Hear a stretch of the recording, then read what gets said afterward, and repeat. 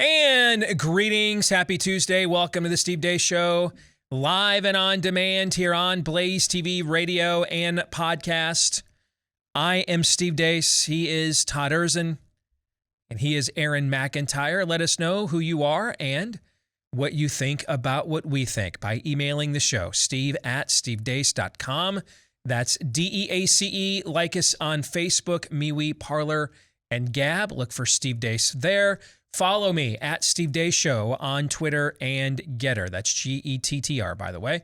You can also get clips of the show that you can watch for free that are also free of any censorship when you go to rumble.com/Steve Deace Show. Again, that's rumble.com/Steve Deace Show. We've got a jam-packed show lined up for you today. It is a Tuesday. So we've got a typical Fake News or Not, Pop Culture Tuesday. Those segments that are weekly parts of the program, those are coming up a little bit later on. For Fake News or Not, this week we are doing something completely different. And Todd and Aaron are getting blindsided with it. Do you guys even want me to preview this at all? Or, do you want an absolute blindside with what is coming? Let's go with the blindside. A total blindside. Yep. How bad could this be? You already made me watch more about aliens, so. Okay, well, you spoiled what I was going to preview with the next segment. All right, but I've prepared something we've never done for Fake News or Not before. And just so you know, when it arrives next hour, it wasn't done with the intention of showing anybody up in case it does that unintentionally. It was done with the intention of showing just how much of our legacy and heritage as a people we have lost. And that's all I'll say for now. Okay. How you feel about that? Great. Do you know how many emails I got from people yet? It must have been at least a dozen. Good of Todd to get his biannual shave and haircut in. Yep. Or something along those lines. Do you know how many of those I got? Apparently a lot. I got several of those, actually. Yeah. I knew you'd appreciate that, so I thought I'd mention it to you. So we'll get to that with Fake News or Not next hour. For Pop Culture Tuesday, I went back and watched an alien disclosure movie from 2017 because a buddy of mine texted me and said, hey, you need to watch this, but not from the perspective of the question of the whole are aliens real thing, but just the way that they lay out their case. And tell me if you think that part of it is more possible given what you think now and the things we've learned now as opposed to the way we were thinking in 2017. In 2017, I was still convinced there had to be something. I would argue it vehemently on this show. It just didn't make sense to me that a guy with Robert Mueller's service record would just throw that all away at the end of an otherwise accomplished career of service to this country on a lark for an apple dumpling gang attempt at a coup. You know what I'm saying? I couldn't wrap my mind around the fact. And then Occam's razor reminded me that it is still in effect and that the simplest answer, the one that requires the least amount of assumptions, must be true. And that turned out to be the case we found about a year later, right? Right. But in 2017, I was not yet fully informationally radicalized. I've been ideologically radicalized ever since I got into this business, okay? But I was not yet informationally radicalized. And so a buddy of mine texted this to me and says, go back and watch this now and tell me what you think with where you're at now, Mr. Alex Jones with Bible verses. Let's really test that theory. And I got to tell you, man, this thing, beyond just the alien question, the behavior of government, it just seemed to me so much more palatable with what I have witnessed the last few years and where I'm at informationally now than I would have thought had I watched this back in 2017. So I thought for Pop Culture Tuesday, it would be fascinating if all three of us watched this and compared notes on that front, okay? Forget about the claims, because this applies to the whole JFK thing. By the way, there's an updated JFK Revisited, a sequel, of documentary sequel to Oliver Stone's JFK, now that the National Archives are opening. on the assassination of JFK, and that's on Amazon right now. That is spectacular. And I can see watching that, because all I've known about RFK is, big lib. And I didn't even know about the whole anti-vax thing, his involvement with any of that. I didn't know about any of that, okay, prior to the last couple of years. But now, and he's in this documentary several times, by the way, because he was a child, hanging around in the White House when this was going on. I can see now, watching what's coming out of the National Archives. For example, one of the things that was ridiculed about Stone's movie when it came out in 1991 is a lot was made about this guy, this gay man played by Tommy Lee Jones called Clay Shaw, and that he was a secret CIA operative that was Lee Harvey Oswald's contact that helped manipulate Oswald as a patsy, et cetera, right? That's a key subplot in the film, and that's why he's brought into the trial.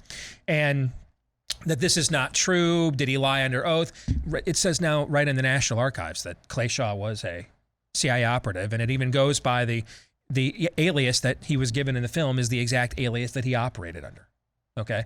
And so I can see now why RFK Jr.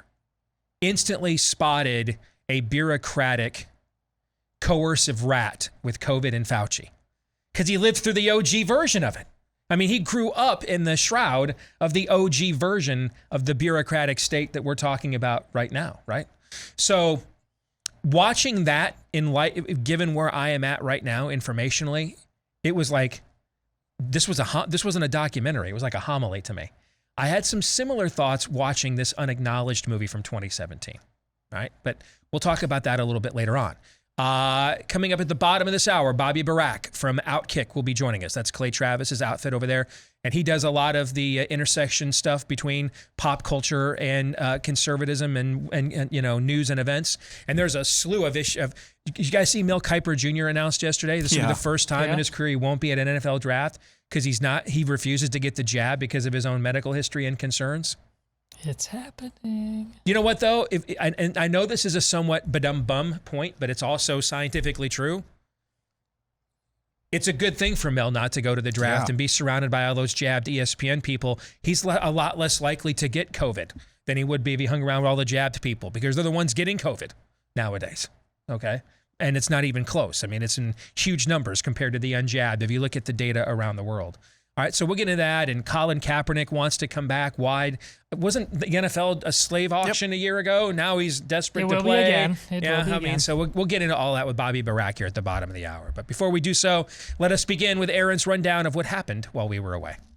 What happened while we were away, brought to you by The Masks Come Off. Yesterday, a Trump-appointed federal judge in Florida ruled the Transportation Safety Administration's mask mandate for all air travelers in airports and on planes is unconstitutional. Later in the day, the TSA issued a statement saying, they would abide by the court ruling while they mull over their options. This led to a bevy of videos of pilots and crews around the country making the announcement to their passengers to cheers. Basically, every major airline in the United States has come out and ended their own mask mandates for employees and passengers. Blue checkmark Jeremy Faust MD tweets, "Hi United, when I bought my tickets for me, my wife who is pregnant, and our unvaccinated 4-year-old, I assumed you would continue to have a mask mandate. Now you cancel it and we'll have to board our return flight under your new no mask required policy. Thanks so much." Former Education Secretary Arnie Duncan tweets, "For my safety and for the safety of my family, friends, and everyone I come in contact with, please keep wearing masks when you travel. I promise to do the same. Thank you for helping to save lives."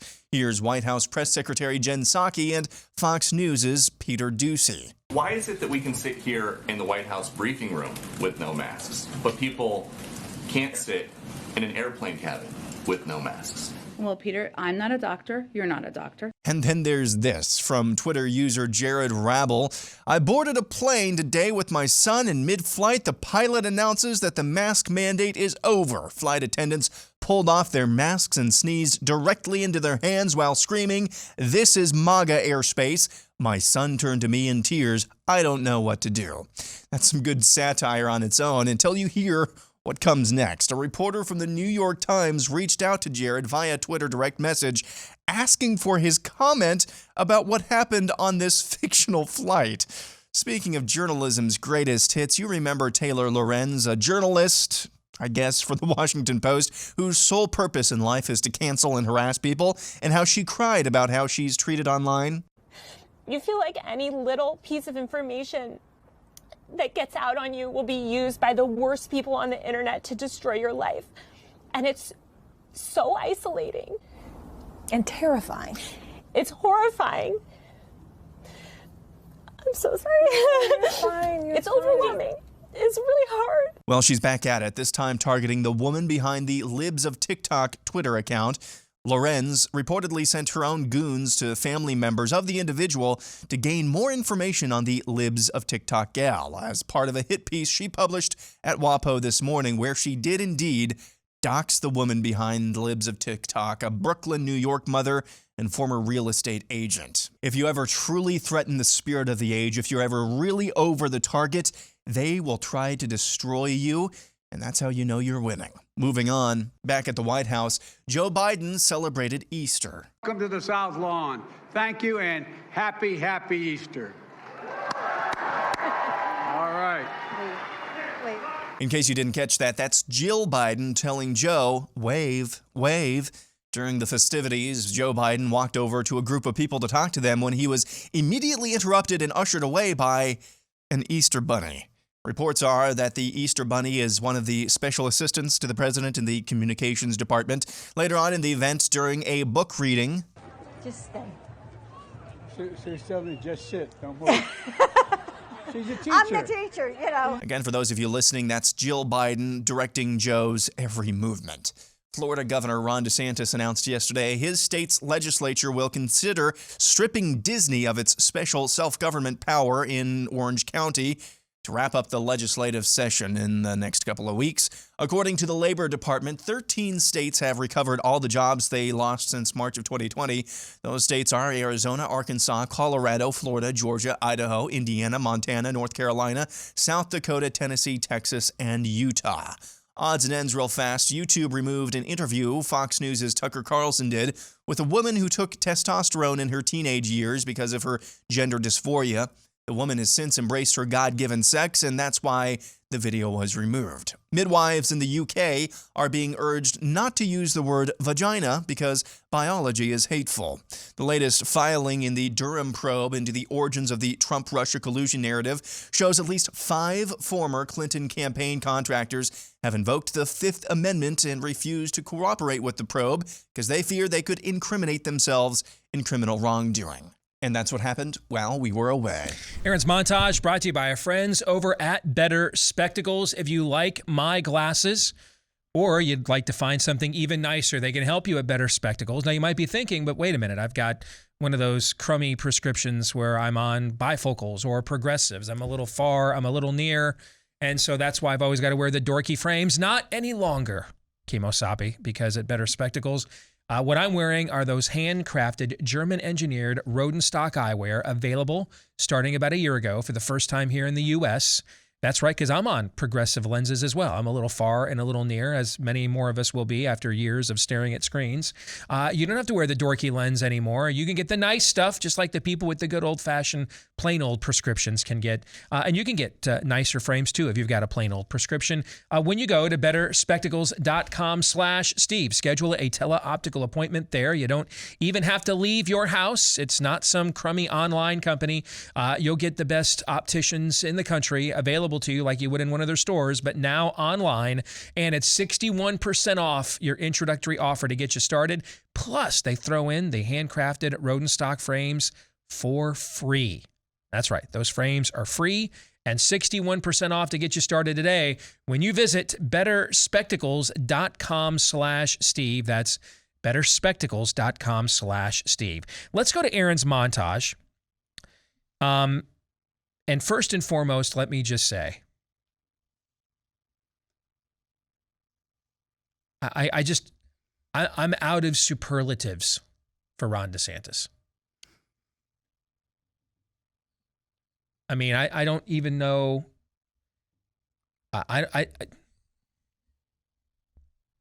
I mean, okay.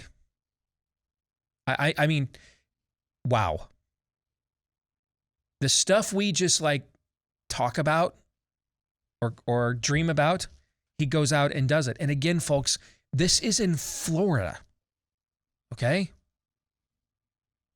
Over 40 years, the average presidential election in Florida has been decided by just 2.5 points. This is, by population, the third largest state in the union. This is not Kansas.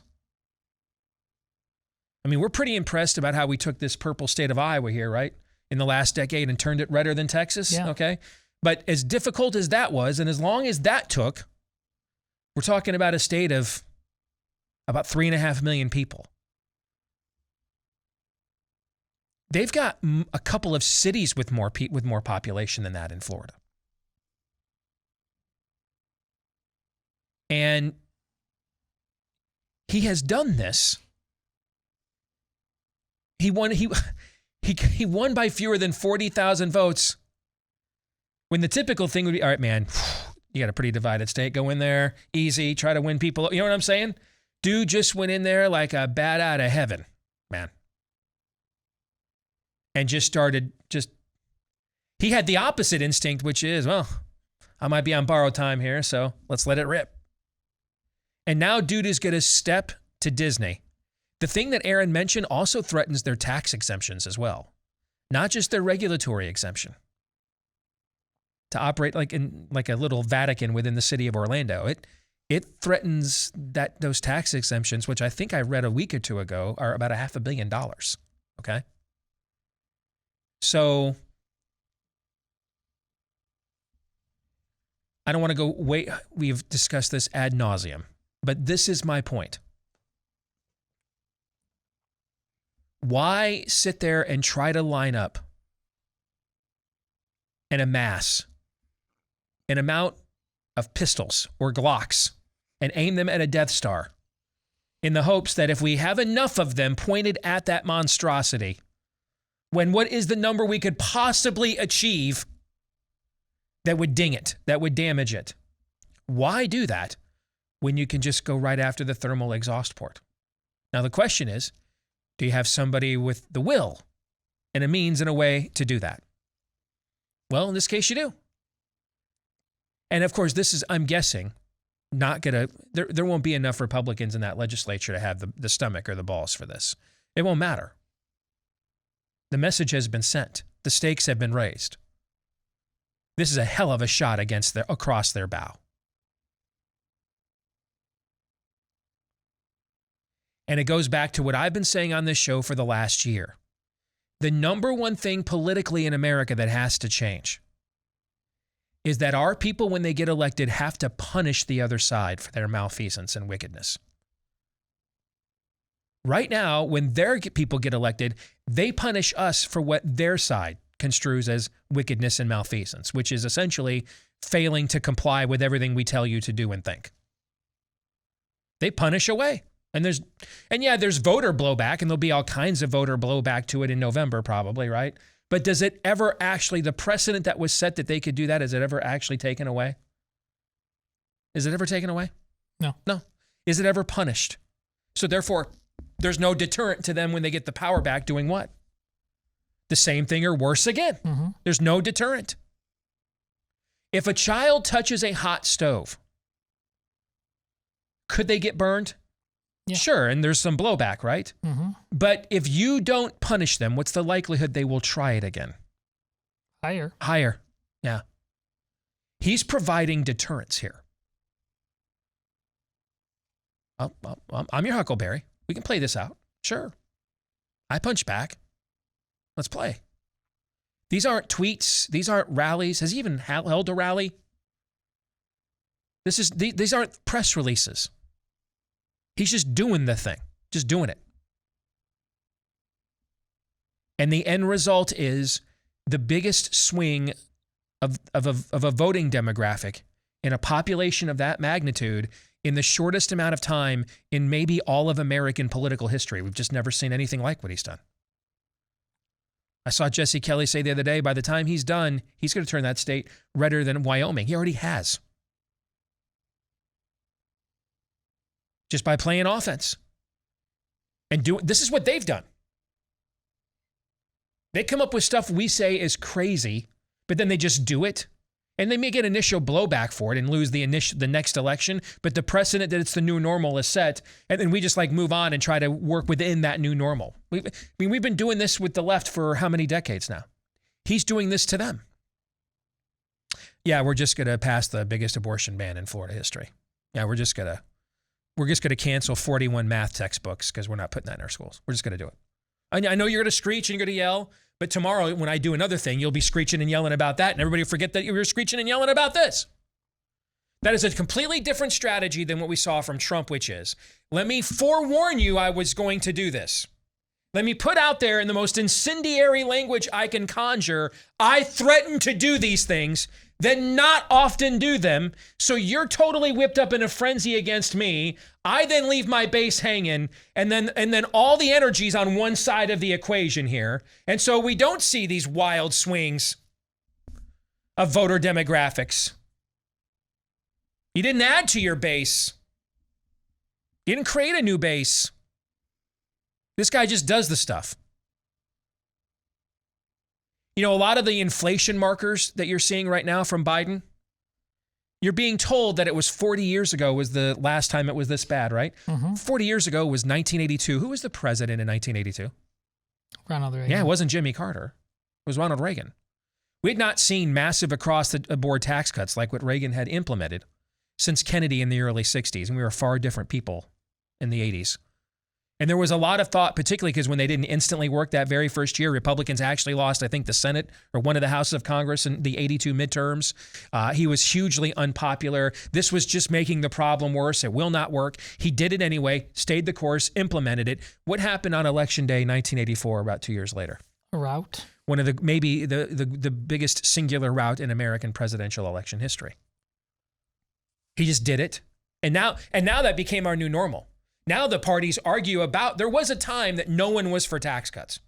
Now the parties just argue about who gets their taxes cut, who's worthy or deserving of one, right? He just changed the entire language of that. He created a new base. They were called Reagan Democrats. Now Trump went down that road originally. We saw the way that he flipped the rural areas in 2016, okay? But the problem was because there wasn't enough follow through, he couldn't sustain that in 2020.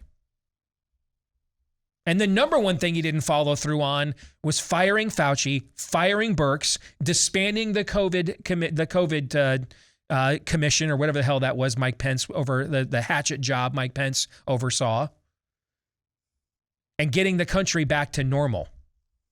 He didn't do that. And so he handed them the means by which to steal the election from him. And so what happens when you leave your doors unlocked and a thief is out front? What happens? Get robbed. You get robbed. They steal from you. And that's what he did. This guy's killing them on multiple fronts. They can't respond. They're in disarray. He doesn't even have to do this. He's already won the talking point battle with his own voting base on Disney. This is just, let's find out. This is just, he's just having fun now. We're just going to press buttons, just see where we get. I like offense. I like the smell of napalm in the morning. And again, this is Florida. It's not Kansas. Not Wyoming. Not Idaho. It's Florida. 21 million people live here. They almost voted for a guy who got busted doing cocaine off a gay hooker's ass, guys. That was the other candidate, okay?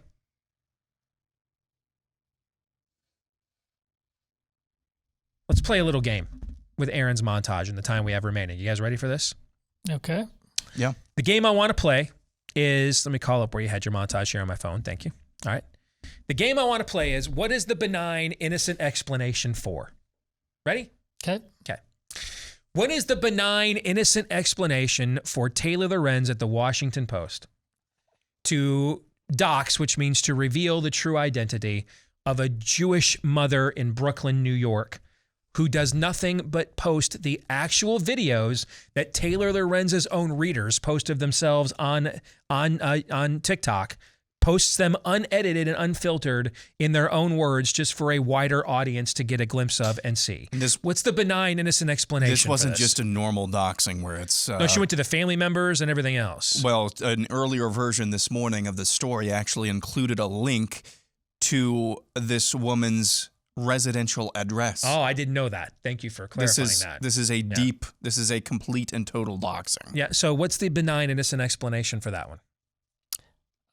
Is her just trying to utterly destroy us before we destroy the Washington Post and whatever she calls journalism? Is that benign and innocent? That would be neither benign nor innocent, Okay. but more than likely accurate. Okay. I can't give you a benign, innocent explanation. Here's one explanation, though.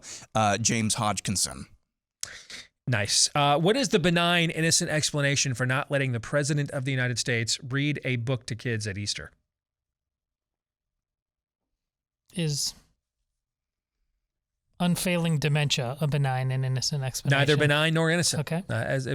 It can be if you're not the president, you're just somebody's dear old grandfather, and you just want to hang out with the old man for the time you have remaining. But when you're the guy that carries the nuclear football, no, that is neither benign nor innocent. No, it is not. Okay. Okay. What is the benign, innocent explanation for YouTube banning Tucker Carlson's interview with someone who detransitioned because she realized she had fallen for a self-destructive and pernicious lie from hell and wanted to warn others from following her into the pit from whence she's emerged? What's the benign, innocent explanation for that? Hail Hydra. We're just under direct demonic influence. Your answers continue, gentlemen. The question, again, is the seeking of a benign and innocent explanation. And I think America is maybe perhaps feeling as if you're failing this exercise wholly and completely, as if there are no benign, innocent explanations for these things. What's the benign, innocent explanation for how many, was it of Hillary's presidential? At least five. At least five presidential contractors for the Hillary for President campaign in 2016. What's the benign, innocent explanation for them pleading the fifth so as to not incriminate themselves before a federal independent prosecutor? What is that one? Because they're criminals who tried to steal the 2016 election. Again, that's neither benign nor innocent. Todd, No. you take a, shall we say, a stab at it. You mean with a cloth? Okay. Remember that? Timeless oldie but goodie? Or perhaps a new hashtag is born. The Clinton contractors didn't kill themselves. All right, that's maybe another not benign or innocent explanation for why they're pleading the fifth. They're like, hey, man, I fear the one that can put me in prison for perjury or obstruction of justice. But I really fear the one that can put me 6 feet in the ground in the grave. You know what I'm saying, G? All right, how's that for benign and innocent? I'm going to play along, too. I'll throw in a non-benign or non-innocent explanation. What do you think? Hillary death count? No? Okay. And then finally, what is the benign, innocent explanation for not actually wanting to refer to the body parts that are uniquely involved in women giving birth when talking about women giving birth? What is the benign, innocent explanation for that? Demonic direct influence. I want America to know. You guys went over here. I want America to know I tried. I take issue with that. What Todd and I laid out are the most benign and innocent explanations. Now, they are not benign and innocent, but they are the most benign and innocent. Well, I didn't ask for the most accurate. Yeah. I asked for the most benign and innocent. I don't think anybody's feeling rather benign and innocent right now in viewer or listener land right now, if you're feeling me. All right. We'll come back. Why does Colin Kaepernick want to rejoin a slave plantation? And more questions that we will seek answers for in a moment.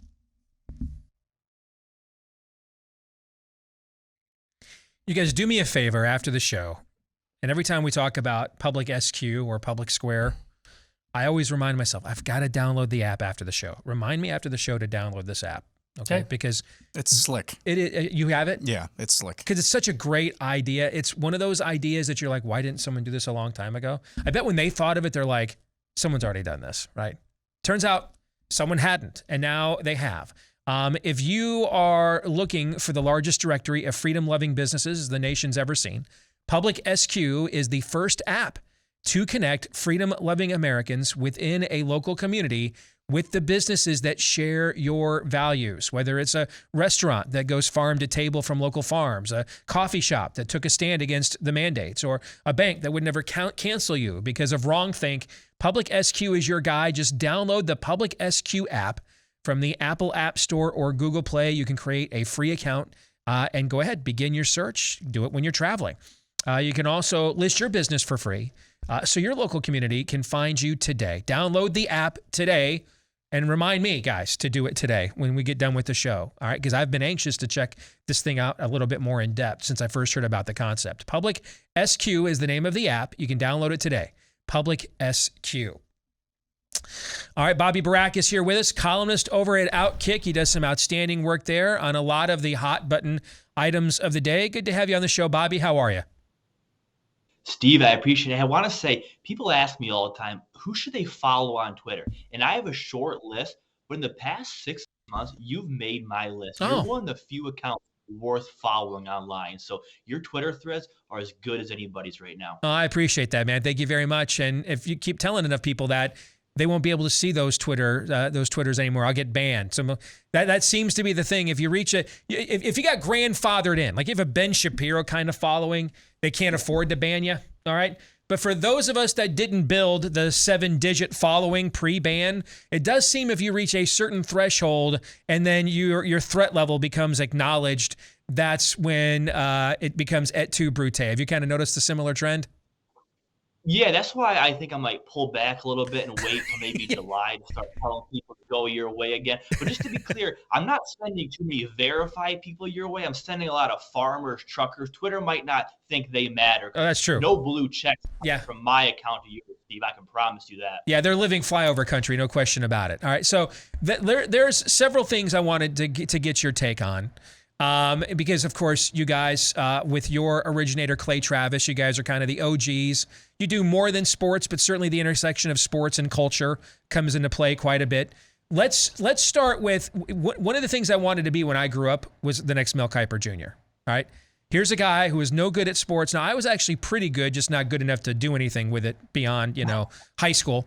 But here's a guy that was not good at any sports, just loved football, and turned a zeal and a passion into it. He's kind of the sports version of Rush Limbaugh in a way. He created an entire industry known as Draftniks and NFL draft analysis. He had no expertise to justify himself, and he's become one of the biggest figures in the history of sports media. He's a transcendent figure for the first time since 1979. He will not be live at an NFL draft, and he announced yesterday it's because he has refused the COVID jab because of his own health history. And he's tried to be abundantly gracious in how he's handled this. The way that ESPN's responded is a little bit different than his former colleague, Aaron Williams. I think they basically kicked her to the curb. And she's actually working with you guys now, if I remember right. But I was joking. She's with the Daily Wire. Yeah. Daily Wire, I'm sorry. Okay. I was, because I've seen her with Dan Dockich on his program, and I know he's on with you guys. Okay. So I was actually half joking, it's true, that if Mel was concerned about getting COVID, not going to the draft and being surrounded by all those jabbed ESPN employees is safe. He's safer to not be around them because they're the ones spreading the virus these days. But what are your thoughts on just another example of continued insanity here that makes no sense? Yeah, and you made up a great point about how influential Mel Kiper is. Now, Steve, let's just make this clear. If Mel Kiper wasn't one of one, if he wasn't the singular best draft analyst out there anywhere in the world, ESPN would have fired him. They fired people for not having the vaccine, and they would have loved to eliminate another white guy from the draft coverage. That's obvious. So this goes to show how valuable Mel Kiper is, that ESPN is going to allow him to work from home while being unvaccinated. Because if anybody lesser than Mel Kiper said, hey, I'm not going to work the draft because I don't want to get the jab, ESPN, which is owned by Disney, they would have zero tolerance for that. They would say, okay, you're done. Not only are you not working the draft, you're not working until you get that vaccine. So this just goes to show how influential and great Mel Kiper is at his job. You compared him to Rush Limbaugh. That's a great comparison because Rush Limbaugh set his own rules because he was that valuable. Nobody can be Rush Limbaugh, so he had a different set of rules. And you're absolutely right about the insanity. I mean, it just makes no sense. And so many people at ESPN are afraid to say what you and I have been saying, that these Disney mandates, these statewide mandates don't make any sense. But we saw during the Project Veritas League that because of Disney's head honchos, ESPN employees are afraid to voice their opinion on the vaccine. You saw what happened when Sage Steele did, suspended for about a month. A year ago, Colin Kaepernick put out a video comparing the NFL draft and the NFL to a slave auction.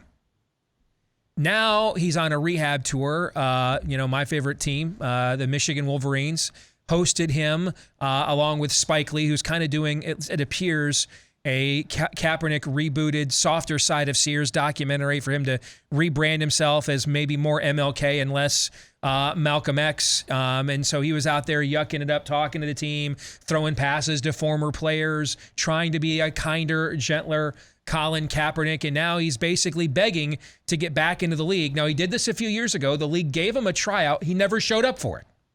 So there's been a lot of speculation about whether he's actually serious about playing in the NFL again.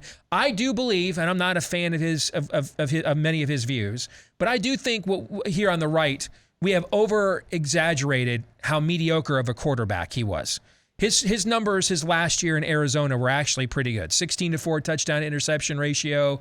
He had a QBR of 49. I know it doesn't sound great, but last year Aaron Rodgers won the MVP with a QBR of 65. The QBR is a very stringent standard for judging quarterbacks. So that's definitely starting caliber quarterback in the NFL. Now, he's not played competitively, though, since 2016. This is the first time he's talked about going back, where it appears that he is trying to revamp his image somewhat. Is he serious this time? Otherwise, why does he want to go back to a slave auction? He already left that plantation. Right, yeah. And for anybody saying, how dare the NFL not bring him back after many of his supporters like Jamel Hill and the people at Slate, NPR took his side saying, yeah, the NFL does treat players like slaves. It's just, mind-blowing. To answer a couple of your questions there, Colin Kaepernick is more of a mercenary than he is an athlete. He does what's best for business. He didn't want to be a football player a couple of years ago, Steve, because he was making so much money from Disney and these promotions. You talk about him comparing the NFL to slavery. That's when he was promoting that Netflix doc, which paid him a lot of money. But that money's starting to evaporate because people have moved on to other stuff. Colin Kaepernick's not quite the needle mover as the quote-unquote activist as he once was. I think now he knows getting back to the NFL, even if it's in a backup role, is probably advantageous for him, whether it's because he can sell jerseys or logos or brands. Colin Kaepernick's doing what's best for business. You mentioned Colin Kaepernick, the player, which is much different than Colin Kaepernick, the activist. I agree with you that Colin Kaepernick wasn't an awful quarterback. We sort of overvalue the bench for Blaine Gabbert narrative. However, in any industry, Steve, whether it's sports, broadcasting, banking, your boss's way, your upside versus your downside. Yeah. Colin Kaepernick became such a distraction that his play on the field no longer outweighed. Yeah, it had to be even downside. better. Yeah, he had to be an Aaron Rodgers level player to justify the grief to profit ratio. And I think that's, to me, I don't know if you're not Mike Tomlin, if you're not Lovie Smith, then there's not a lot of black head coaches in the NFL. That's a whole other controversy right now, obviously. Right. But if you're not a black head coach, I don't know how you could possibly bring him in to your camp. Because if you cut him, if he's not good enough, man, I mean, it's why the NFL engineered Michael Sam to be a last round draft pick of the NFL team in his own home state. Because if they had to cut him at the end, it wouldn't be a glitter bombing rainbow jihad protest, right? You have to be a very specific location to bring him in, because if you cut him, you're instantly a racist to a not insignificant portion of the sports media, right? Yeah, and that's 100% right. And about a year ago, Steve, somebody in the sports world was talking to me on the phone about there was a story that came out, I believe it was the Washington Post, saying women need to have high rank in coaching positions. And the guy told me, he's like, Bobby, look, the average NFL coach lasts a year or two. Most of them end up disastrous and fired. The problem with a female coach is that if a team makes her the head coach or a high-ranking assistant, they can't just turn around and fire her like they would the male coach, because right away people would say, hey, look, you're firing a woman. You're not giving her the fair shake that you would give a male, which is obviously a lie. But that would be the narrative. So that's the problem with Colin Kaepernick, is that I do think teams would have brought him in years ago as a backup, maybe a quasi starter, but they knew that if his play wasn't up to par, if his play wasn't outweighing his large downside, they couldn't just cut him or bench him. The ESPNs of the world, the Ringers, the CBS Sports, they would have erupted. So Colin Kaepernick, it's not about his play, it's about his play not being significant enough to outweigh all the negatives that come with signing him. Bobby, I next want to ask you about for just me personally, one of the more disappointing stories I've seen so far this year, and you guys covered it at Outkick, and we haven't had a chance to talk about it here on the show yet with everything else going on. But in 2020, I saw a movie called Irresistible. And it was one of the first new releases. We were one of the first states here in Iowa to have movie theaters reopen in May of 2020. It was the first new release that came to town since the COVID lockdowns in March. And I went and saw the film, and I thought it was incredible. I thought it was one of the best films I saw in 2020. And it's written and directed, I believe, by Jon Stewart. And the premise of the film is that essentially the Democratic Party's just lost its way in wokeism and hyper-leftism, and it needs to return to its roots as kind of a rural America, working class, pro-immigrant political party that it was known as in the 60s, 70s, 80s, and in the Bill Clinton era. And then I saw what you guys and others were writing about, this special about, America is systemically racist.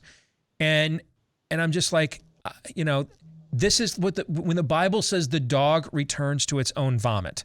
This is a living, breathing example of this. So here's a guy that makes a movie that's brilliant. If you've never seen it, by the way, and all of you listening right now, I'd highly recommend it. Irresistible is a tremendous movie, okay?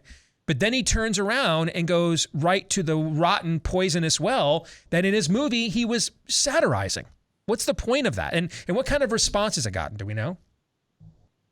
Yeah, no, I mean, you're right. The response, I don't know. I have not heard much of it. And, you brought up Jon Stewart and sort of that, your talking point there. And you look at someone like Jon Stewart. This is a guy that totally went all in. I mean, Steve, Jon Stewart's one of the most talented broadcasters I've ever seen, one of the most skillful writers I've ever read, especially in his monologues. But because just like him, he has become sort of this spokesperson for wokeism, doing specials called The Problem with White People, The Problem with Systemic Racism. So many of these people, whether it's Hollywood, media, athletes, they all eventually seem to succumb to sort of that progressive movement, but a small number. And that is so disappointing because, like you said, that's a great movie. And Jon Stewart, to me, was always wildly entertaining. But you have to wonder, are people able to, even be funny anymore, or do they have to take one side? I mean, are you allowed to do satire anymore if it's not making fun of Trump voters, white guys, or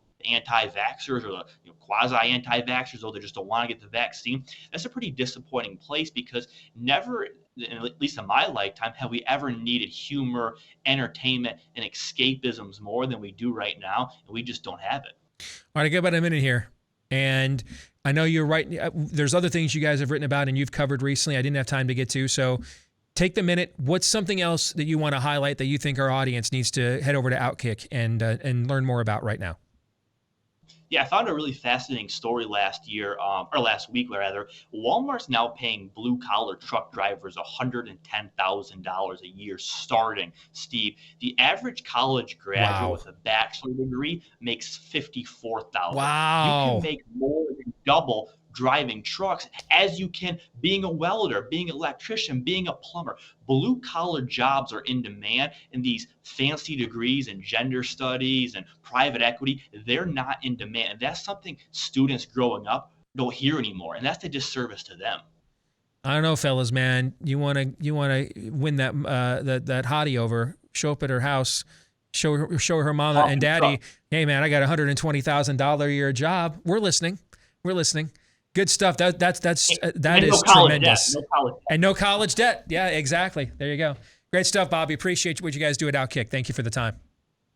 Steve, talk soon. You got it. This portion of the show brought to you by our friends over at Patriot Mobile. When you have an opportunity, and they don't come around often enough, unfortunately, but when the opportunity does arise, and right now, for pretty much everybody, there is one, because we all pretty much have to have a mobile phone in order to thrive in modern America. And now you can do business with a mobile phone carrier that doesn't hate you. In fact, actually supports you, has your back. It's our friends over at Patriot Mobile, the only Christian cell phone and mobile phone provider and service that is out there. They offer the same nationwide coverage as the major carriers as well, because everybody uses the same towers these days. Our family made the switch last fall after putting it off for too long because we thought it would be a hassle. It wasn't a hassle at all. It went off smoothly. Their outstanding customer service team did great. If you're a veteran or first responder, let them know when you call to make the switch, and they'll give you even more savings. It's a way of saying thank you for your service. For everybody else, you can get a free activation with the offer code Steve right now when you head over to patriotmobile.com/Steve. That's patriotmobile.com/Steve, or call 972-PATRIOT. Todd, for you and I, as fathers of daughters, guy says, hey, I'd like permission to ask your daughter, to marry your daughter, and I've got a degree in English Lit, and I'm on my master's degree with 6 years of college debt.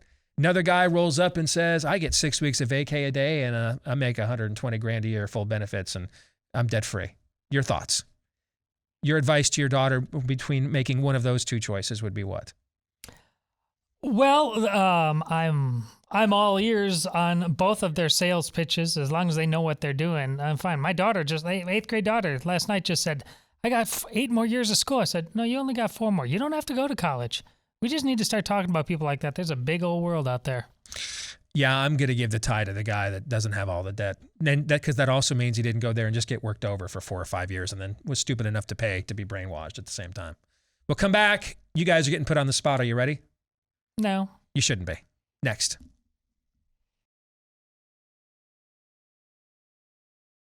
Back with Hour 2, live and on demand right here on Blaze TV, radio, and podcast. Steve Deace here with Aaron McIntyre, Todd and all of you. You can email the show, steve@stevedeace.com. That's DEACE. Like us on Facebook. Follow us on Twitter @SteveDeaceShow. You can also get clips of the show when you go to rumble.com/SteveDeaceShow. And if you don't like censorship, go to Rumble not just to watch clips, but go to MeWe, Parler, Gab, and Getter to get social media content from us there instead, because we're not censored there. So we post there as well. Don't forget, too, if you are a podcast listener, if you've yet to do this, please leave us a 5-star review and hit the subscribe, follow button, whichever applies, on wherever you podcast from. Thanks to all of you who have done those things for the show. I'm told that they give the show some form of algorithmic boost. I cannot quantify that because I wouldn't know how. But I do know they've given our ego, every one of those has given our fragile male egos a boost. And for that, we are very, very grateful. So thank you. All right. This part of the show brought to you by Built Bar, the greatest protein bar ever created. Better than a lot of the candy bars that are out there, covered in real chocolate, loaded with flavor. In fact, they've got tons of great flavors. You know what? Here's what I would advise you to do. Because you could wait till the next time my top 2 Built Bar flavors in my Built Bar flavor power ratings come out again. That's chocolate chip cookie dough chunks number 1 and coconut brownie chunks number 2. You could wait for that. But you know what? Just to show you how good these comprehensively are. I mean, they could get a couple of flavors like that right. You know what I'm saying? It's kind of hard to mess up a chocolate chip cookie dough flavored something, right? And, correct. And Built Bar didn't just not only mess it up, but it's incredible. But just before these flavors existed, I just tried the variety box that they launched their product line with. All right, salted caramel, cookies and cream, double chocolate, mint brownie, coconut. That's what got me hooked on these in 2020 before they went big time on us and now started launching all of these fanciful flavors. All right. So just try the everyday box and you'll see. All right. Only 4 to 5 grams of sugar, 4 to 5 grams of net carbs, All of them with up to 18 grams of protein, 180 calories or less, a lot of them 130, 140 calories. Way less than a candy bar and loaded with far more nutrition. Get 15% off right now when you go to built.com, BUILT, and use my last name, Deace, as your promo code at checkout. Promo code Deace at built.com to get 15% off. Let's get to it. It is time for our weekly rendition of fake news or not. And this week we're doing something we have never done before. And depending on how this goes, if it goes poorly, just remember, I gave you guys the option of at least a little bit of a hint, did I not? You did. I did. And you both said what? No.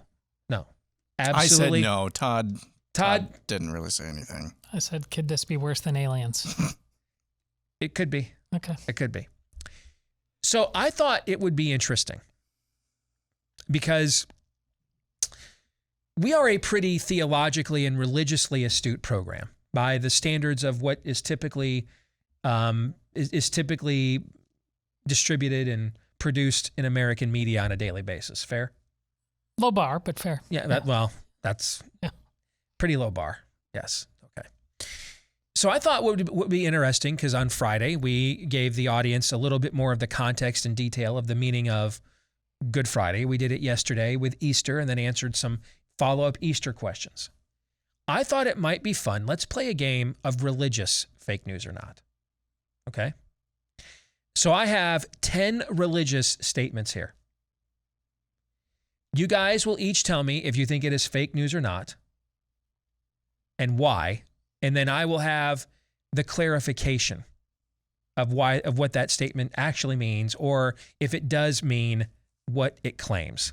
What's the over-under on a religious war starting because of anything we say? I tried to make this as fair as I could. Other religious viewpoints are discussed. When I actually got the answers, I actually went to sources of that religious viewpoint, okay? So this is not an attempt to game the system or anything at all, okay? This is an attempt to just show that this is an attempt to show on a show that has shown, there you go. Was that a little triune alliteration? Huh? No? This is going to be terrible. Trinity humor doesn't play? No? What have we done? There go my coattails. You blew it up. You're like Charlton Heston at the end, right? You blew it up. All right. But I wanted to, this is all things that in a society based on God-given rights, that should be kind of like common knowledge. And a lot of this in other eras would have been sort of common knowledge. And what better place than for us to put, the fact that I had to go look up several of these answers, just, I could have gotten several of these right, or at least right from my perspective, if that makes sense. But I couldn't have gone 10 for 10 on these. Okay. I had to look up to get objective answers on several of them. Okay. And the point here to make is, if a show that is as theologically driven and transparent and intentional as ours may struggle through some of the answers to these questions, where's the culture at? Sure. At large. See the point I'm trying to make with this? Okay. Number one. So you guys just tell me, fake news or not? We're not allowed to ask for any clarification. You can if you want. Okay. All right. Genesis is the oldest book in the Bible. Fake news or not? Fake news. You say it's fake news? Why? Yes. Why? Because the oldest book in the Bible is largely believed to be the book of Job. Yeah. Okay. You agree, Aaron? Absolutely. Yeah. All right. You guys are both correct on this. Okay. In fact, we have oral traditions of Job we believe date back to about 400 years before the time of Moses. Okay. So Genesis is not, in terms of dating, textual dating, it is not the oldest book in the Bible. Correct. Number two, fake news or not, Muslims are assured of heaven if they have sincere faith in Allah. Fake news. Aaron, you go first this time. You say it's fake news. Yep. Okay, why? My understanding is they are required a number of actions. Couldn't tell you what all of them are, but they are actually required to do things. Faith alone is not enough. Todd. That's correct. This is also why Pope Benedict got in some trouble back in the day, because he tried to explain this, and not in any sort of pejorative sense, but that their relationship to their creator involves much more, which is why sacrificing one's life in a dramatic way, a dramatic martyrdom, is often so essential to because it's the closest thing to assurance that they can get. You're both correct on this, so you're 2 for 2. Okay, Aaron, you are referring to the 5 pillars of Islam. Okay, and Regensburg, that's what it was, because you commented on it at the time. That's what it was. I don't know that I can recall all of them off the top of my head. One of them a Hajj? Hajj to Mecca, or a pilgrimage. Yeah. The sacred pronouncement, there is no God but Allah, and Muhammad is his messenger. Alms to the poor. Calls to prayer. Calls to prayer is 4, and I always forget the 5th one. Okay. But there's 5, all right? But we gave you 4 of them. Did you say the journey to Mecca? I did say the Hajj, the pilgrimage to Mecca. Yep. So, but those are the 5 pillars of Islam. Yeah. Even consistently executing those in the Quran does not provide an assurance of salvation. So you have neither a purely Protestant, justification by faith is affirmed in the Quran, or a more Catholic justification of faith that is sealed and confirmed by works. That's not even recognized within the Quran. In fact, it goes to what you were saying, Todd. Surah 3-157, quote, it says that, and if ye are slain or die in the way of Allah, forgiveness and mercy from Allah are far better than all they could amass, unquote. That's the only thing resembling an assurance of salvation in the Quran, is either being martyred as a persecuted victim, or you are doing the persecuting and die in that cause. That's the closest thing to the assurance of salvation that you find in the Quran. Why is that important to know? Because, again, every religion has cousin Eddies. Okay? Every religion's going to attract, just like any movement of sincere conviction, is going to attract some level of undesirables who don't understand it or seek to co-opt it, correct? Okay? And so there isn't a world religion whose brand has not been stained by this at some point in its history, okay? Why do they not have internal mechanisms and conversations within Islam itself that what's been inherent within its religion since Muhammad died in 632 fighting a war? He died in the middle of a war in 632. Why has some form of warriorism or warfare been endemic to Islam now for 1,400 years? Because of verses like this. That's why it's important to know that. Suicide bombers also make a lot more sense. If you come from some blank hole sand dune and your life is miserable, and you're told if you go blow yourself up for Allah, you'll go to heaven, kind of makes a little bit more sense. Now, we're not here to say that that's the proper hermeneutical application of the Quran. We are here to say, though, that history has recorded that a lot of people have been convinced that it is. A not insignificant amount of people have been convinced that it is. Fair? Yeah. Number 3, fake news or not, this one, Todd, to you first. You cannot be Jewish and believe Jesus Christ is your long-awaited Messiah. The double negatives are throwing me off here. Yeah, you can. Yeah, I'm trying to be very careful and not reactionary. Then you can. Well, that's. What type of Jewish? What do you mean by Jewish? Yeah. That's part of the question, isn't it? Well, then, fake news. Fake news. I'm wrestling. You cannot be Jewish and believe that Jesus Christ is the long-awaited Messiah. Yes. That is fake news. Okay.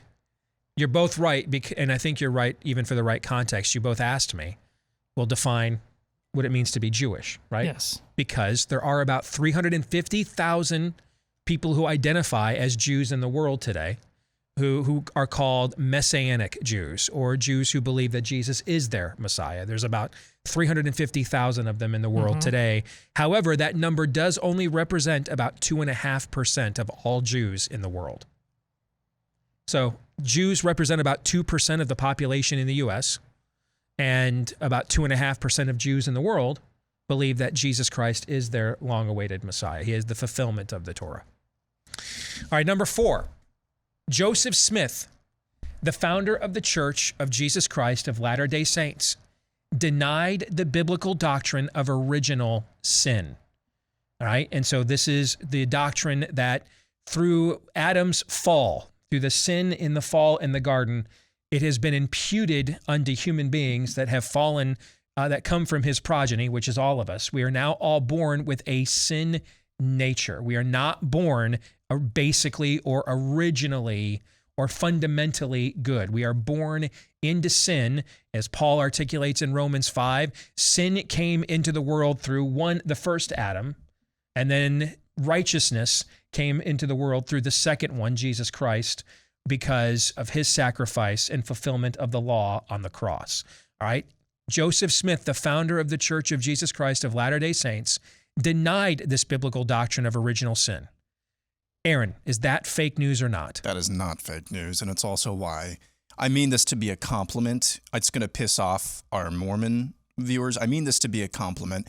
It's why Mormons often are better at being Christians than most, what I would call, actual Orthodox Christians. Because of the effort that it is placed, therefore, on exhibiting their faith. Because since they're not born sinful, then there is more of an expectation that they can model their Savior's character. Is that what you're saying? Gotcha. Okay. What do you think, Todd? Yeah, it's been a while since I dusted off, but I spent 3 years in Utah, and it taught me a lot about not only them, but how I needed to step forward in faith accordingly. So, yeah. You guys are 4 for 4, okay? This is not fake news. It is true. In 1842, Joseph Smith composed what are referred to as the 13 Articles of Faith. Though much of what he attested to, and I went to several Orthodox LDS websites to read the same version of it. I always wanted to make sure I wasn't hand cherry picking here. Okay.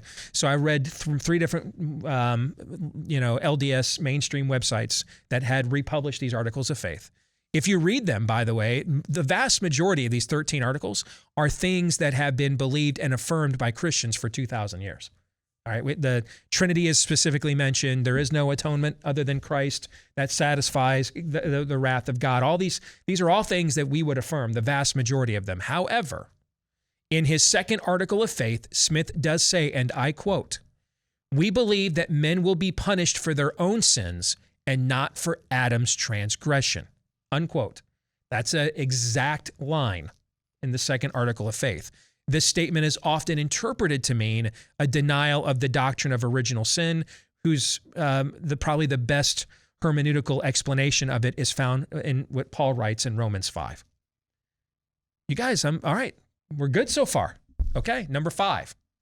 The Dead Sea Scrolls, discovered in a cave on the shores of the Dead Sea in 1947, contain a nearly intact scroll of the book of Isaiah, whose composition dates back to 125 BC. Todd, is that fake news or not? When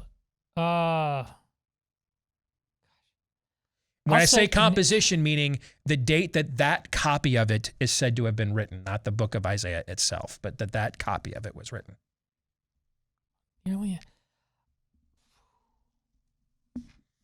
Nearly intact. I'll say fake news. Just I'm hanging on that Okay. it's because that's no small. This is That's not a very specific term. Yeah. and it's that's one of the larger scrolls you'd have to have a nearly intact one of the biggest. book. It's one of the largest books in the Bible. Correct.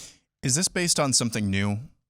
like within the last few months? No. Because I have heard some new news of stuff they found in the Dead Sea. I will say because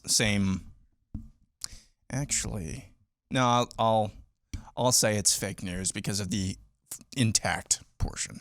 This is the first time you guys are both wrong.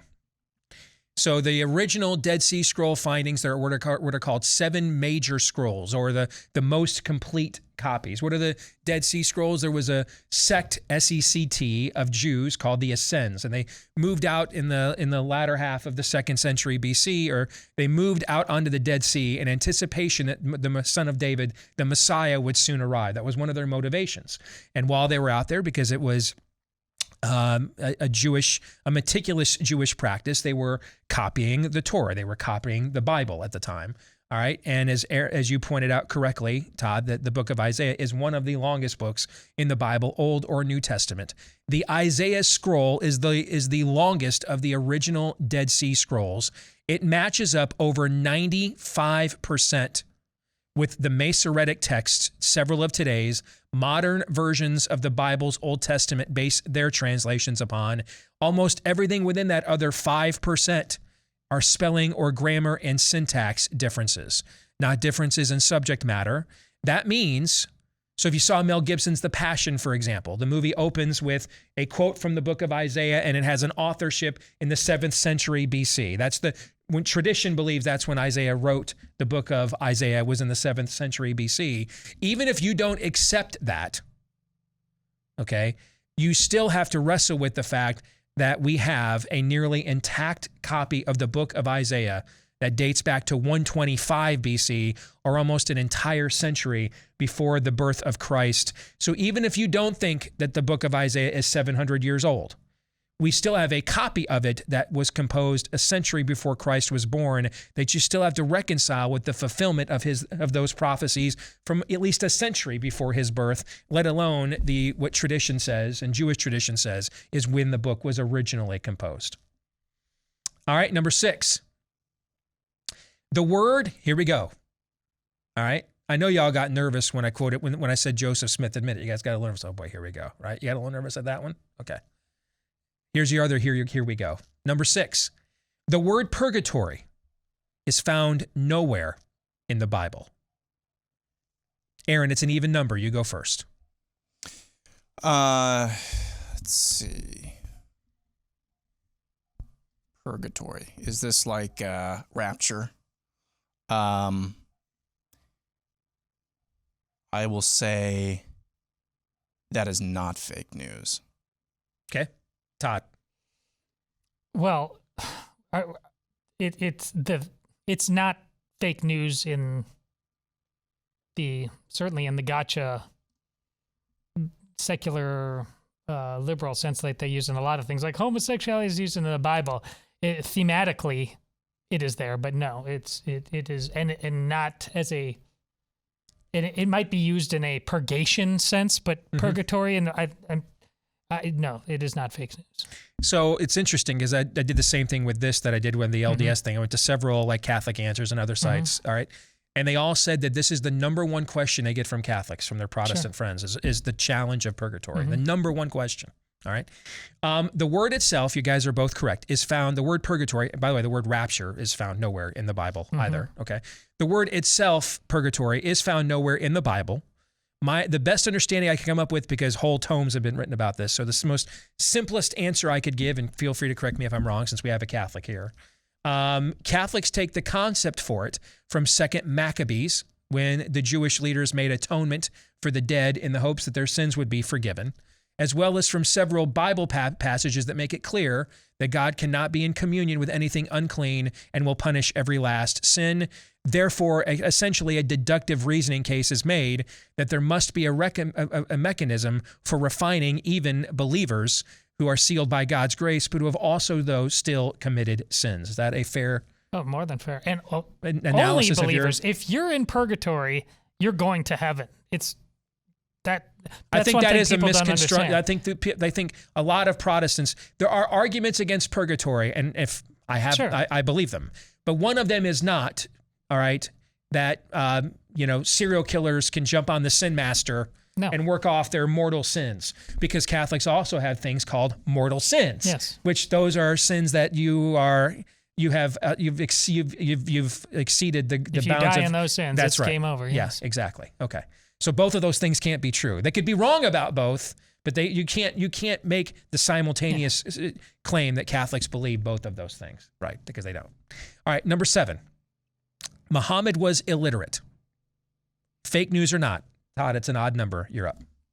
That's not fake news. That's not fake news. You're both correct. It is not fake news. It is true. And the angel Muhammad is said to have encountered in a cave the day that the Quran was revealed to him. He is given a commandment, which is to recite or to memorize and repeat aloud, and that which was being revealed to him. That's what the word Quran means, recitation. In 2015, researchers at the University of Birmingham in England believed that they had uncovered a fragment of the Quran whose dating actually overlaps with the life of Muhammad. Prior to this discovery, the oldest manuscripts were almost a century after his death in 632. The oldest we had prior to 2015 were somewhere in the early 700s. After his death, his disciples broke immediately into two camps that we know them today as Shias and Sunnis, and several, I guess we'll call them supplemental works known as hadiths, were composed within each camp, clarifying what some of the teachings of the Quran happen to mean. Okay.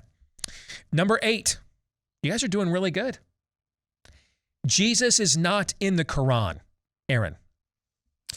That is, let's see. Jesus is not in the Quran.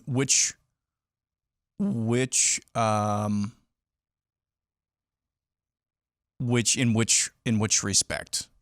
Historical or future? At all. At all. Is not directly or specifically referenced in the Quran. I think that's fake news. I'm pretty sure that's fake news. I'm pretty sure that's fake news too. You're both correct again. In fact, Jesus is referenced directly or indirectly over 90 times in the Quran. Over 90 times. It also teaches that he was born of a virgin, by the way, that he did many great signs and wonders. That he's a prophet. Yes, as a prophet. Yeah. But and that he was rejected by the Jewish leaders. However, it also teaches that Jesus was not crucified. He was taken up into heaven, similar to the story of what happened to Elijah. Okay, he was taken up into heaven, and therefore since he was not crucified, what else was he not? Resurrected. And so this is why we often say Christians and Muslims cannot believe in the same God. They can both believe in the wrong one, but they can't believe in the same one. Is it fair to say, in an academic sense, they are both Abrahamic? Abrahamic, yes. The three monotheistic are all Abrahamic. But it's not the same God. Correct. Okay. Number 9. One of the earliest Christian catechisms specifically forbid abortion. Todd. This is not fake news, and it's been a little while. Because this is one in our friendship, one of the first things I gave you, and I got a look from you at the time. But are we referencing the Didache by any chance? We are talking about the Didache. Yes, I gave that to you. So that kind of gives the answer away, Yeah. Aaron. Todd is correct. The Didache. Now we don't know specifically when it was written. Okay, but it is often attributed to the 1st century because the form of Greek that it was written in dates back to that era. It would be no later than probably the 3rd century, okay, AD, all right? It refers to itself as, quote, the Lord's teaching through the 12 apostles. So it has an inherent expectation that this is a first-generation recording of what was orally given to those followers. And it explicitly forbids in by word, murdering a child or anything begotten by abortion. It specifically says this. Final one, number 10. Perhaps the most influential theologian in the post-biblical history of Christianity was black. Aaron, you get this one first. It's an even number. In post what? Christendom? In post-biblical history of Christianity, perhaps its most influential theologian was black. post-biblical, so we're not talking about any of the authors. That's correct. Of the Bible. Yep.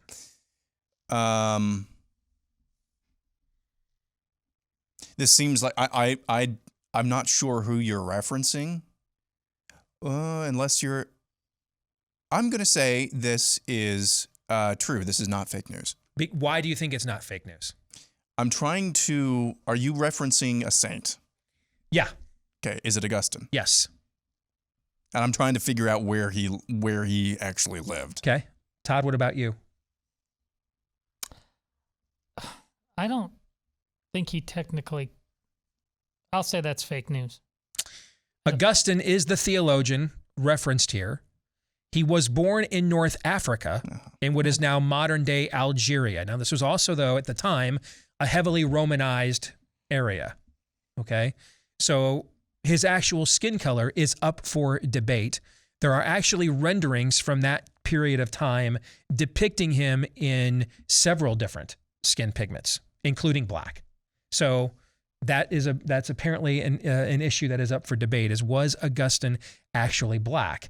The reason why I chose to reference this one is because in the movie Father Stu, Stu's best friend at seminary is a black man. And Stu says to him, he goes, aren't you a little out of place here? I mean, aren't you guys typically basically Baptist or Pentecostals? Okay.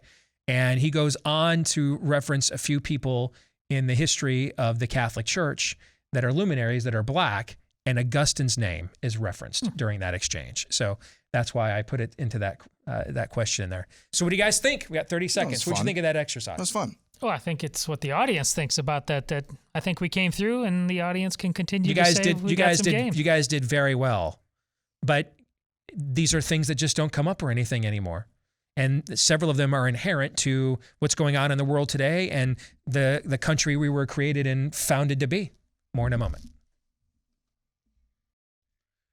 Wouldn't you love to go through the stress of the real estate process with an agent who handled it so capably and so professionally that you're still recommending that guy or gal to people 16 years later? Because that's what I'm doing with my real estate agent, Scott Remsburg.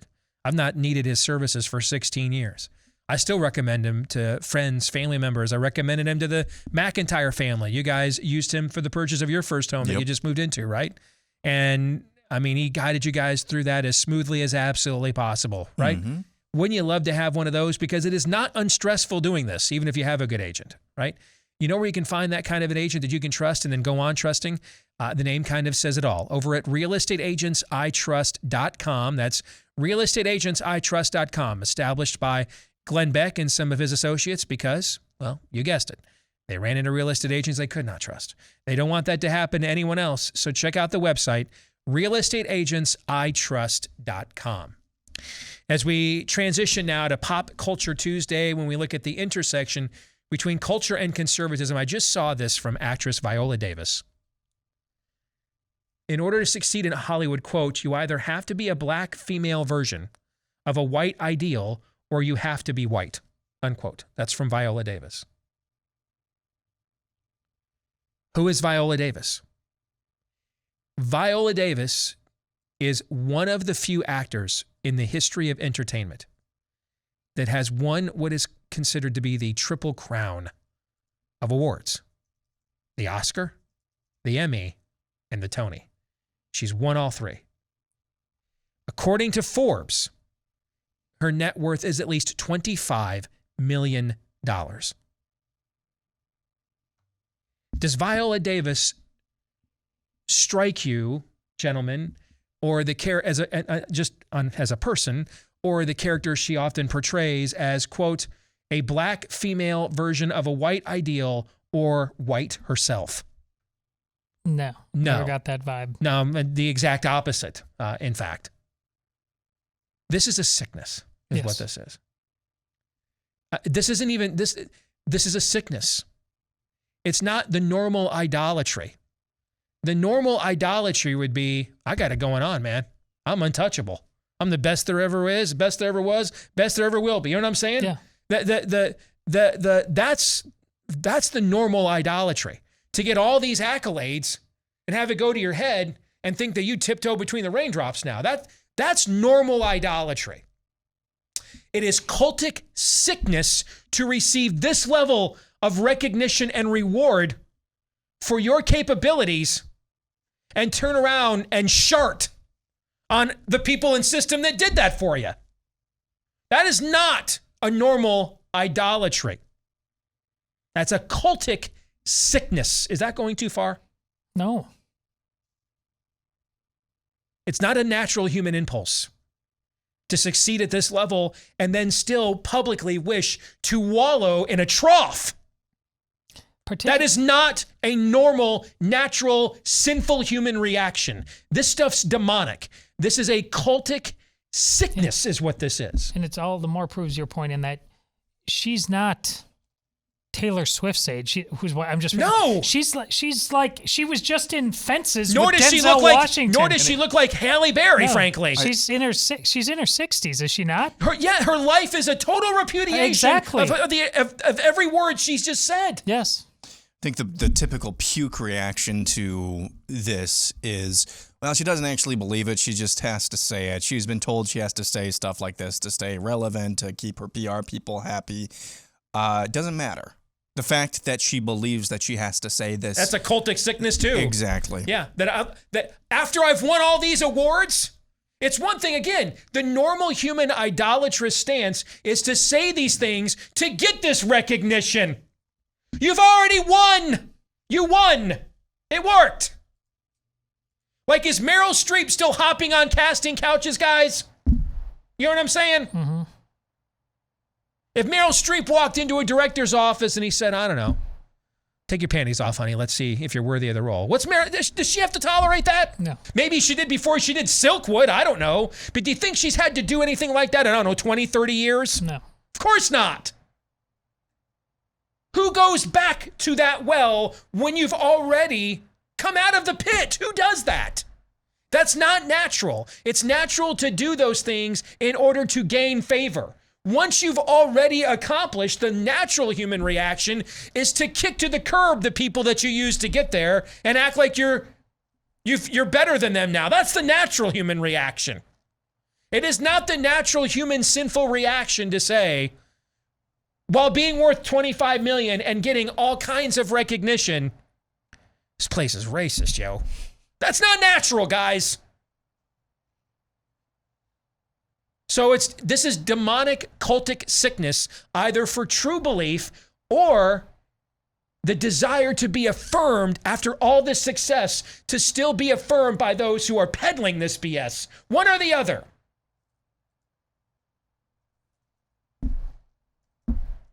Which brings us to the topic we were actually going to discuss for Pop Culture Tuesday. In 2017, there's been several UFO documentaries done by this Stephen Greer guy, who's a respected doctor who is a UFO devotee. It's his religion. Remember, we reviewed one of his unacknowledged back in 2020, narrated by Jeremy Piven, I believe it was. You remember that one? Of course. And it was very clear that this was actually now a religious film. It started off being a disclosure movie, UFOs are real and aliens are being hidden from you, to now these are our salvation. These are our saviors. And, you know, we should be trying, and remember the scene at the end of that when we're all getting together, Greer and his people out on a beach somewhere, trying to channel aliens to come and save them, to rapture them, basically, right? This is why my heart broke a little bit when I saw what you wanted me to watch. This one is a predecessor to that, okay? And so this one is just about the cover-up aspect of it. It doesn't get into the messianic angle of it. But what's fascinating about this is watching this now, given how informationally radicalized we have become as a show based on what we've seen the last few years.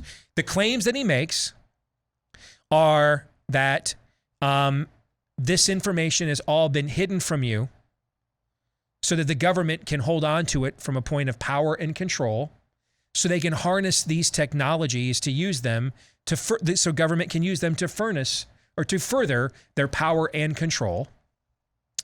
That most of what we call alien abductions, particularly the Merle in the trailer park that I've ragged on for years with the forceps that's been alienly probed, those are all false flags. They even use that language. Those are all false flags. None of that's real. It's just done to discredit this.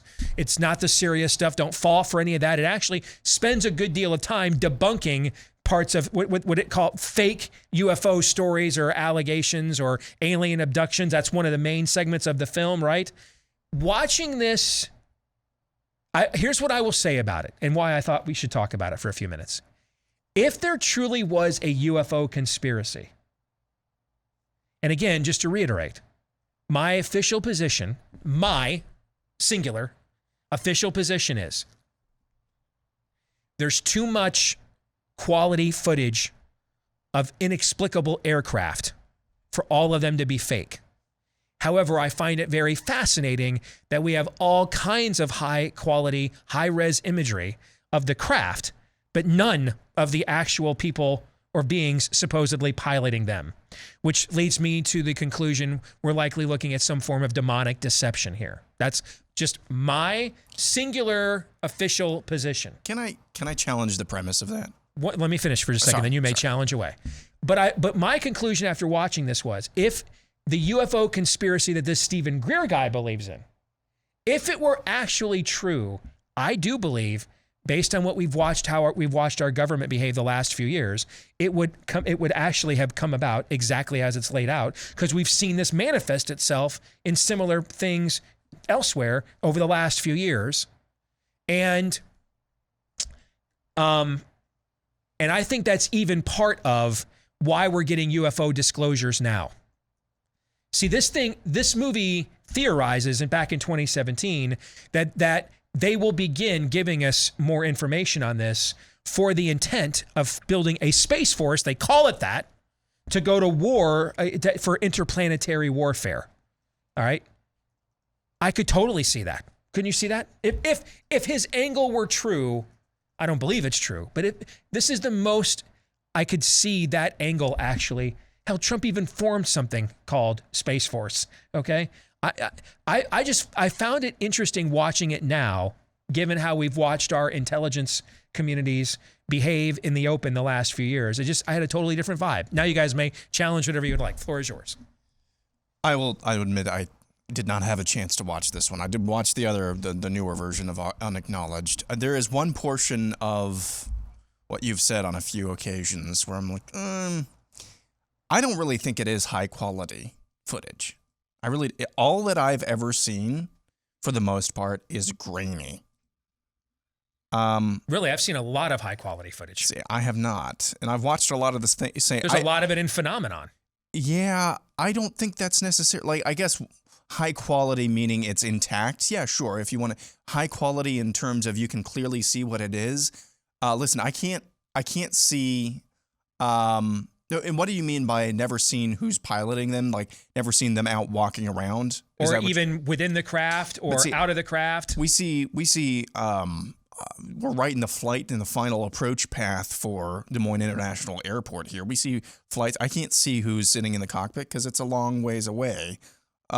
So I agree, though. It's still concerning. It still could be deception, and that's what I think it is. Actually, I think it's. But I don't necessarily agree with that, or I don't agree with that conclusion based on the same premises that you lay out. That's all I have to say. All right. Todd. You had categories for this. I don't remember what all of them were. Demonic possession and all that. Demonic deception. It's advanced weaponry from an enemy, or our own government testing its advanced weaponry, or it's actually extraterrestrial. I think those are the four options. Well, I don't think they're all fakes and frauds. I just don't think that's an option at this point. I think in part of our own government included the possibility of, manipulation, psyop. That's where I am. And at the end, where they admit this was about, and with that false flag stuff, I think this whole thing, they're talking about false flags within a false flag. I think this whole show might be a false flag. I think the guy, Greer, may be a false flag. And I think all these people you've never heard about, I've never heard of any of the people in this show on any level. You'd think at some point that would come out. But I think over time, throughout history, these guys, I think they're real people. I think they may actually believe it. But I think They've been propagandized, and no different than, look at all the people who believe what they believe about the jab and about masks. How's it any different? I think we've been trying this on a population to go, how do you put a population into mass psychosis for a very long time? I don't think aliens are any different than gender dysphoria, are any different from the magical power of the jab. I think it's all the same psychosis. Aaron, your thoughts on that? I'm open. You had me at psychosis. Yeah, any of those things could be a possibility. I just think it is still, in notwithstanding all of this, Todd, and in fact, maybe what I'm about to say furthers your point that you're making. It's really, really odd to me. It is just really odd. My spidey senses got started to tingle back in, it was probably 2019 or so about this. It's really odd that for my entire lifetime, at least, and probably most of your lifetime, the topic of UFOs, alien abductions, aliens in general, that was limited to about 12 a.m. to 4 a.m.